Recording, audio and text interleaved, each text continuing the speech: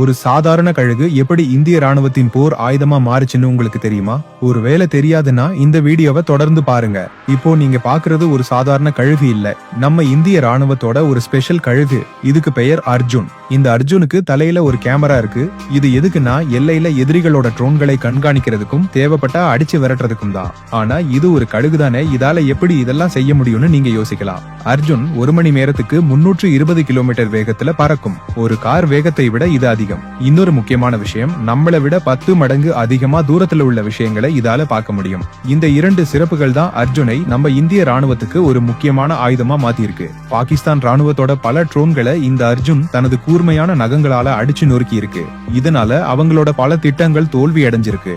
இப்படிப்பட்ட சிறப்பு வாய்ந்த கழுகு நம்ம இந்திய ராணுவத்துல நவம்பர் 3, 2022 அன்று சேர்க்கப்பட்டது. இந்திய ராணுவத்தோட இந்த அர்ஜுன் கழுகை பத்தி என்ன நினைக்கிறீங்க? மறக்காம கமெண்ட் பண்ணுங்க.